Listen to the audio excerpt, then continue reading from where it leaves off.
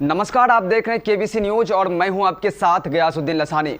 लोकनायक जयप्रकाश नारायण की 120वीं जयंती समारोह के मौके पर केंद्रीय गृह मंत्री अमित शाह के साथ उत्तर प्रदेश के मुख्यमंत्री योगी आदित्यनाथ भी बिहार के छपरा स्थित जेपी के गांव सीताबदरिया पहुंचे। उत्तर प्रदेश के मुख्यमंत्री योगी आदित्यनाथ ने भारत सरकार की ओर से बनाए गए जेपी स्मृति स्मारक में जयप्रकाश नारायण के 14 फीट प्रतिमा का केंद्रीय गृह मंत्री अमित शाह के साथ अनावरण किया। स्वतंत्र भारत में भारत की व्यवस्था का संचालन कैसे होना चाहिए, गांव के लिए, गरीब के लिए, किसान के लिए, नौजवान के लिए, महिलाओं के लिए क्या कुछ योजनाएं बननी चाहिए।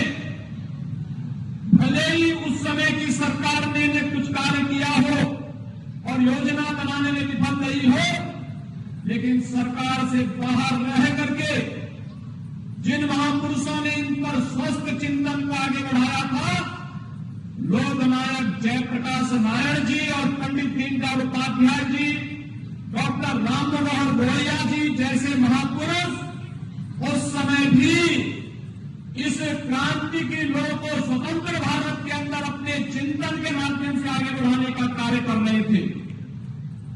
और इसी यही कारण था इस देश के अंदर जब आजादी के उन सभी योद्धाओं ने स्वतंत्र भारत में भारत की व्यवस्था कैसे होनी चाहिए, एक स्वस्थ संसदीय प्रणाली को अपनाया था। लेकिन सत्ता मोह में उस समय की सरकार इस कदर आंखों में पट्टी बांध चुकी थी कि एक समय उसने लोकतंत्र को भी कुचलने का कार्य किया, और जब लोकतंत्र को कुचलने का कार्य किया तो आखिर बिहार शांत कैसे बैठ सकता था। आप सब जानते हैं जब आजादी की लड़ाई चल रही थी, भारत आजाद हुआ 1947 में, लेकिन बलिया ने अपने आप को आजाद घोषित कर दिया था 1942 में ही।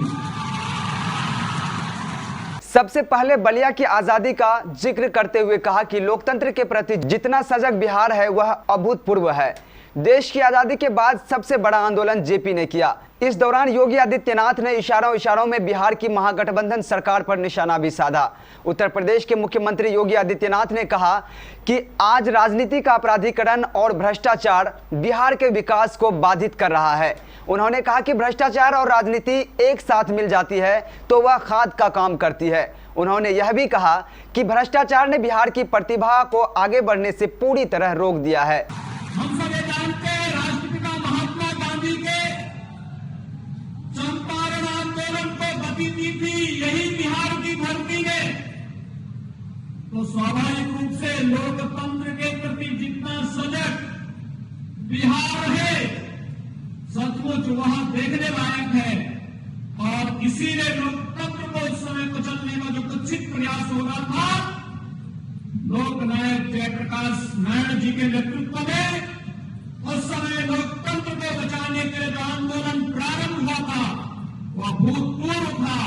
देश की आजादी के बाद इतना बड़ा सशक्त आंदोलन जिसने तत्कालीन सरकार को घुटना टेकने के लिए मजबूर कर दिया था, जनता जनार्दन की अदालत में उस सरकार को जाना पड़ा था। प्रधानमंत्री मोदी जी के नेतृत्व में भारत के अंदर 135 करोड़ लोगों के जीवन में परिवर्तन लाने का जो कार्यक्रम चल रहा है, ये उन्हीं महापुरुषों की प्रेरणा है जो कभी प्रेरणा लोकनायक जयप्रकाश जी ने दी थी, जो प्रेरणा कभी पंडित दीनदयाल उपाध्याय जी ने दी थी, जो नारा कभी राम मनोहर लोहिया जी ने दिया था, वही सपने आज साकार होते हुए दिखाई देते हैं। लेकिन भाइयों बहनों, जो लोग जयप्रकाश जी के नाम पर और लोहिया जी के नाम पर राजनीति को आगे बढ़ाते रहे हैं, उनके कारनामों को हम सब जान रहे हैं, पूरा देश और पूरी दुनिया जान रही है।